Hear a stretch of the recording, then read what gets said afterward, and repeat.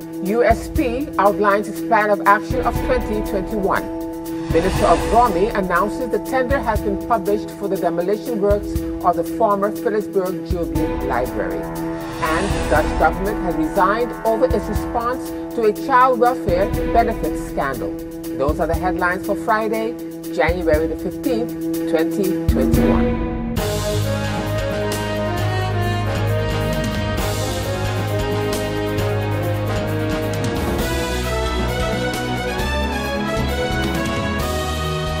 Good evening, viewers. This is SXM Daily News, and I'm Valerie from Britain. I want to thank you for tuning in this evening. And as usual, we have a full newscast for you, so let's get started. In our first story, out of the Netherlands, the Dutch government has resigned over its response to a child welfare benefits scandal, Prime Minister Mark Rutte said earlier today, Friday, January the 15th, 2021. It has emerged that the tax authority wrongly accused families of fraud when claiming child benefits. In a nationally televised speech, Rutte said that he had informed King Willem-Alexander of his decision and pledged his government would continue working to compensate affected parents as quickly as possible and to battle the coronavirus. We are of one mind that if the whole system has failed, we all must take responsibility, and that has led to the conclusion that I have just offered the King the resignation of the entire cabinet, Rutte said. Pressure had been mounting on the Dutch government ahead of a cabinet meeting on Friday, where they were set to discuss if they would quit only 2 months before a planned general election. Stefan de Vries of Euronews 1 now files this report. Basically, the problem was that the tax service here in the Netherlands was wrongfully accusing tens of thousands of families that they were frauding with child benefits. Now, the tax services knew that they were wrongfully accusing those people. These people had no chance to defend themselves, and many had to pay back their child benefits, leading to a massive amount of debt. Many people had to sell their houses, some divorces. So this is a very extreme scandal here in the Netherlands that has been shaking up the country for quite a while. And after a parliamentary inquiry concluded that the government Rutte, and the previous government Rutte, knew all along about the way the tax services was targeting families, mostly based on racial and ethnic profiling, there was no other conclusion that Mark Rutte himself was at fault. And the conclusion of this inquiry, which was published just before Christmas, was that the Dutch government had willfully violated the basic principles of the rule of law. Now, this is, of course, a very serious accusation for a government in place. Yesterday, the leader of the opposition, the Lodewijk Asscher, the Labour Party, he resigned. He was actually the Minister of Social Affairs in the previous government. And this puts pressure on Mark Rutte to resign as well today. He is against resigning because he says that during a corona crisis, the country needs stability. But it seems that most of the majority, the four coalition partners, agree that they have no other option than to resign later today. And as we continue now, back on St. Martin, the United St. Martin Party, USP faction in Parliament, has outlined its plan of action for the year 2021. The work on some of the projects outlined in the 2021 plan of action began back in 2020, and the party intends to have them completed during the course of this year. Among the plan of action of the US party is the animal cruelty law, agriculture and fisheries, and cannabis farming. Speaking to our news department with Fernando Clark, Member of Parliament, the Honourable Claudius Bancamper, elaborated. Well, Fernando, the animal cruelty law is a law that exists in the section of the penal code in St. Martin. So there's no animal cruelty law on its own. It is built up in the penal code in St. Martin. Back in 2012, if you can recall, there was a whole debate on the penal code by excluding excluding, for example, cockfight, because it was a traditional cultural something. The Ombudsman took that to the Constitutional Court and challenged it, but eventually lost, because there was a clause in there that says that the government can give exceptional permits. So if they would give a permit, for example, for cockfight, then such can work. So while there is a policy on it. The law only encompasses the aspect of the penalty in the criminal law. We are looking at Aruba. Aruba has an animal cruelty law. It's called the Hundeverordnung. It's more related to dogs. We want to expand it a little more than just dogs and include other domesticated pets, for example, cats. People have horses as pets, you know. You can't tie a horse outside and just leave him in the sun without water or grass to eat because there's nothing around there to eat and he's on a rope. That's animal cruelty. But we want to go a step further as USP. One of the bottlenecks in St. Martin has been this dolphinarium issue. Once and for all, I want to anchor it down in the law that you cannot have enclosed dolphins in St. Martin. It is against the law. Now, one way to look at it also is in the Constitution, where there is the animal well-being is taken up. I believe it's Article 22 in the Constitution of St. Martin. So maybe we can derive our strengths to justify the law through those things. We are quite far also with the Aruba law. Curacao just came with an extensive law on the animal well-being. So not just animal cruelty, but the well-being of the animal. And the Dutch, they have a 800 law on animal, but we are not that far. So I believe we take the steps as we go along. Right now, we want to review the aspect of the animal cruelty law in Aruba and see if it is needed to come here. If it is not needed, we will not be doing it, but we are now in the final stages of reviewing the documents with the stakeholders, which are the vets, the animal lovers, the people that deal with the stray dogs, etc. So a group of citizens that are well versed in animal cruelty and the well-being of animals. Those are the ones that are the partners in our discussions at this point in time to move forward. Now, your party is also looking into the field of agriculture and fisheries. How is that going? And then the technology thereof. Yeah, exactly. Agriculture and fisheries, they are two things that give you food security. COVID has taught us, Irma has taught us, that food security can be a very big issue. Now, Irma destroyed St. Martin, so the world was still available to import for us. We just had to get our harbor cleaned up and the airport runway ready, and flights and boats were coming in. COVID taught us different. COVID taught us when nothing moves, you better make sure you have certain things. Now, we have to look at, if we do agriculture, if we do fisheries, what are we doing it for? Are we doing it just to feed the population, or do we want to make it an integral part of an economical pillar to be able to also support, for example, the industry, the tourism industry? 80% of our tourists come from America. What do Americans love? They love meat, they love eggs, you know, they love those things. So if you're going to go in to, for example, agriculture, what are you going to produce? We have a shortage of land. That's a fact. We have hill land, which means going up, we have to work into the hills, movement of water, etc., etc. All of these things are more difficult, and we live in a hurricane belt. 6 months a year, we stand the chance to get a serious lick from a hurricane that can wipe out your crops, like does normally happen in the islands when a hurricane hits them. So most probably we might be looking at technologies, aquaponics, hydroponics, you know, agriculture in containers that are protected, or domes that are built that are hurricane resistant up to a category 5.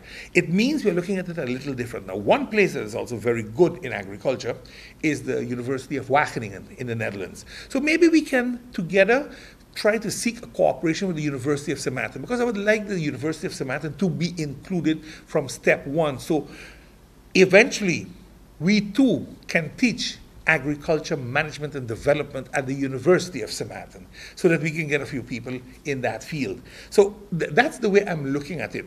And the reason I said fisheries is we are surrounded by water. So we have certain parcels of land, be it in the lagoon side, be it at the ocean front side, where we can put down the fishery and use the water for circulation. That is something that's a benefit to us, because we don't need to do fresh water, we can do salt water. And that has a much higher value on the market than a freshwater tilapia. Well, we're talking about agriculture, and which brings me to farming. What about, what does the USP party feel about the cannabis farming? It was something that I campaigned on. It is something that I strongly believe in. I think cannabis is a very strong economical pillar in the aspect of taxes. You can make good money on it. Look at the other countries that have been doing it. They make money. Now, naturally, everything has a good side and a bad side. But I need to be clear. There are two forms of the cannabis. You have the medicinal cannabis, so the hemp, the farming of hemp. Right now, that is in a very far gone stage. For example, in Aruba, Aruba will be issuing their farming permits in the first quarter of 2021. We were informed during IPCO. Curacao is a few steps behind. Other Caribbean regions have already picked up on it. Jamaica has picked up on it. Antigua has picked up on it. St. Vincent, Grenada, they have all picked up on it already. Trinidad is busy with it. Barbados is busy with it. So it ain't nothing new in the Caribbean, and we just have to start putting our laws together. It is a more complicated aspect of the agriculture because it has to do with the health issue.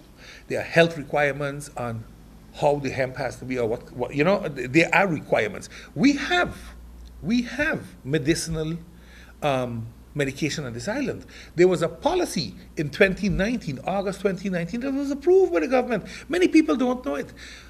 Medicine can be imported to St. Martin, but it must be certified by a specific bureau. I believe the only bureau we accept right now is the one from the Netherlands. It can only be distributed by pharmacists, because they need to know certain things of it. So that's the aspect of medicinal. Recreational cannabis, that's a different story altogether. But that's something we have to accept in St. Martin, that 30 to 40% of the population of St. Martin uses recreational drugs. People might not want to accept it and they believe it's a taboo, but it's not. It's just like youngsters, young people at the age of 13, 14 having sex. 50 years ago, that was not known. Today, that's normal. The same with the usage of particularly cannabis. Cannabis is seen as a recreational drug.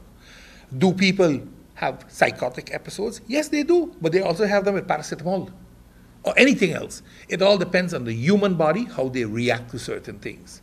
And you have to be honest with yourself. Alcohol is the biggest killer in the world. Let us not fool ourselves. People die every year because of liver failures caused by alcohol, yet alcohol is legal. People die of cancer every year because of cigarettes, yet it's legal. Why? Because it brings in a lot of money. It brings in a lot of money. So again, we make choices. We shouldn't pretend that we are an exception to the rule. Whatever happens in the cannabis world, the health will be a factor. Holland has been doing it for 50 years. How bad has it been in Holland? How many drug addicts did we get extra because of cannabis? Look, these are statistics that you have to look at, and when you make your decision, you have to be honest with it. And SXM Daily News will have more with a Member of Parliament in Monday's broadcast. Turning now to other news, Minister of Education, Dr. Anders Rodolph Samuel, has outlined the criteria and the process for applying for study financing for the year 2021-2022. Speaking at the Council of Ministers' weekly press briefing, the minister announced that the study financing and NEPA study allowance application period has begun. I would like to inform that the 2021 study financing and NEPA study allowance application period has begun. The application period for study financing from the Government of St. Martin for the scholastic year 2021-2022 will end on Friday, February 12, 2021. To apply for study financing, the applicant must first request a crib number from the tax inspectorate, go to www.studyfinancing.xx or www.studyfinancing-sxm.com. Review the 2021 study financing priority list. Read the terms, conditions, and criteria for study financing, or view videos of the study financing webinar posted on our Facebook page. Fill in the online application form. You must create an account and verify it. Upload the following required documents. 1, proof of Dutch nationality from the census office or a copy of the passport.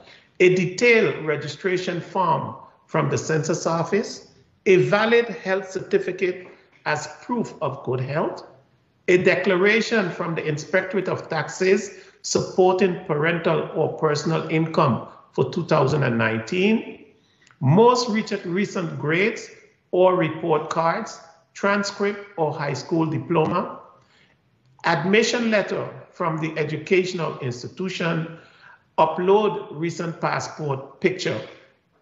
Please note that documents must not be older than 3 months.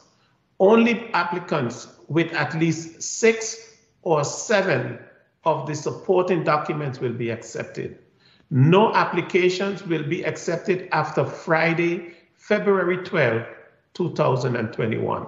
For more information, please contact us via email info@studyfinancing.sx or WhatsApp or call via telephone number 1721-527-3840. And still to come, President of Waiklu queries the vacation allowance payout. We'll have the details of that story and more when SXM Daily News returns.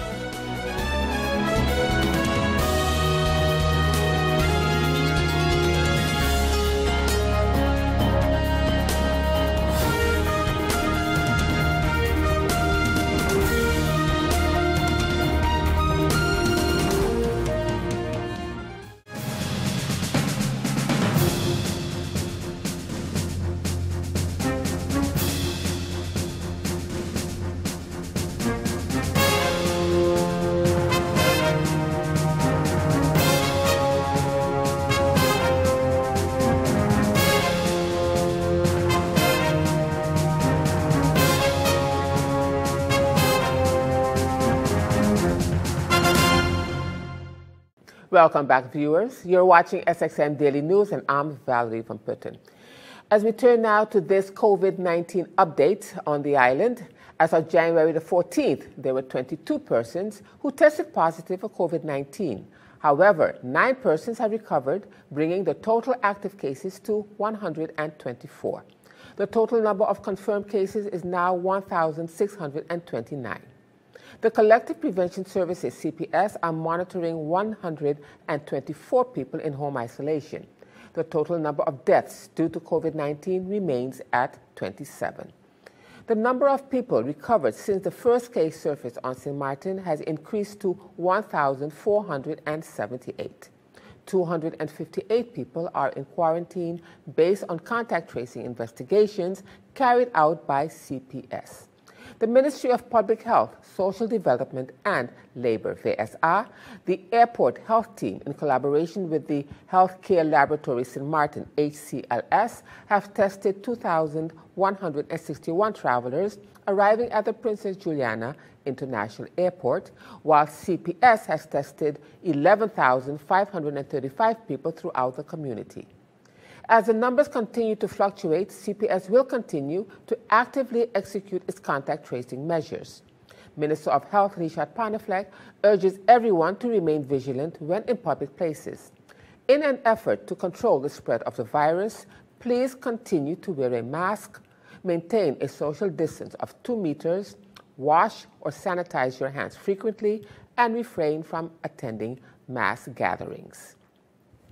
And in other news for you at this time, Minister of Romi, the Honorable Egbert J. Doran, speaking at the Council of Ministers' weekly press briefing on Wednesday last, announced that he has met with the management of our utility company, GEBE, to discuss the streetlights issue that the island is facing. The minister also announced that a tender has been published for the demolition works of the former Phillipsburg Jubilee Library.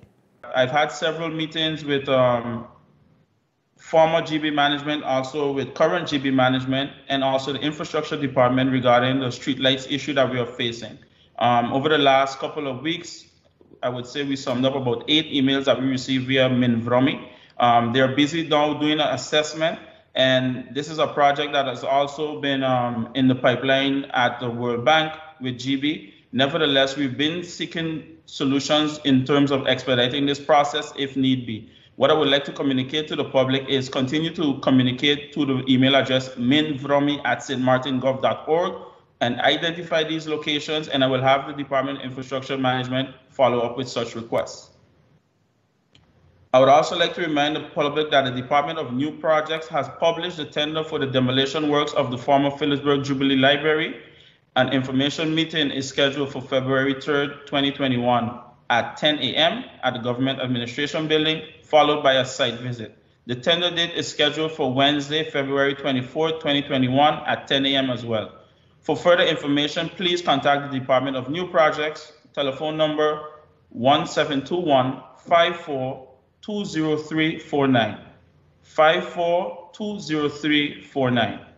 And as we continue now in other news, while speaking at the Windward Islands Chamber of Labor Union's press conference on Thursday last, January the 14th, at the SXM Daily News Department, President of the White Clue, Mrs. Clay Elshot, touched on the vacation payout for civil servants. Mrs. Elshot is querying what is the real reason for this whole cut and measures, since the General Audit Chamber said that the 50% was illegal. Mrs. Elshot expounded further. The way that the CCSU was going to go about these books is to form different committees with the CCSU members, and basically names had to be submitted to be able to have these reviews, because there were digital copies were provided. Those that was received were digital copies, but as you can understand, the hard copies themselves have not been sent to the members because they are very thick, and at this point in time, when you have, for example, cost-cutting measures, to go and copy all of those for the members, that would be a lot of pages. It's about 500 pages that it would be summing up for the whole Justice Ministry. So these are a number of things also, and basically the members would have to submit names, as I said, that which already took place, and it's just a matter now of coordinating that and getting into the books. The difference is, as Debbie already said, there were a number of departments in justice that never had a book, so that would be easy not to compare those. But for the ones that had been submitted already to the CCSU, seemingly the minister is explaining that the process has never been finalized, and these books have never been published in the National Gazette.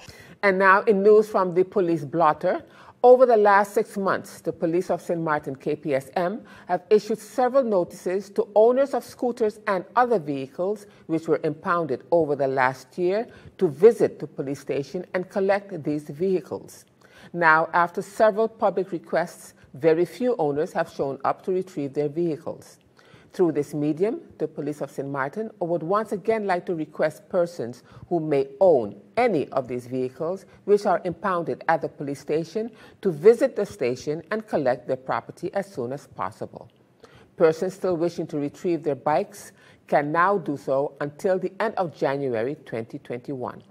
The scooters and motorbikes that are allowed to be retrieved are those that were taken out of circulation because they were being used in a way that was against the law, such as being used without insurance or because they had a technical problem.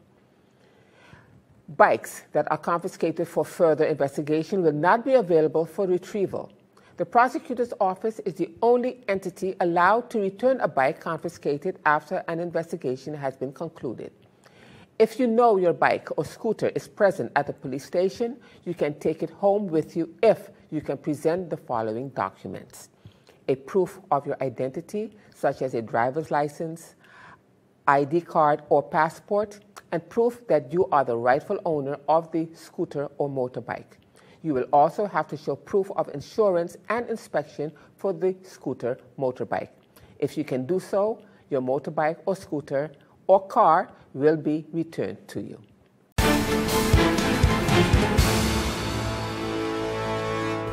Now, turning to our weather forecast for January the 15th, 2021, the Atlantic high pressure ridge is the dominant feature across the region.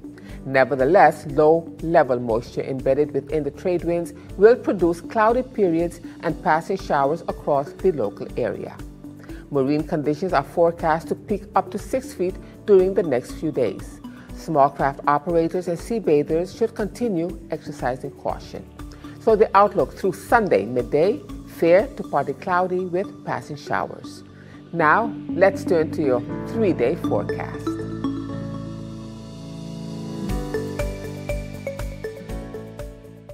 And still to come, Aging with Grace, the Facebook program, will be interviewing 2 epidemiologists on Sunday. I'll have the details of that story when SXM Daily News returns.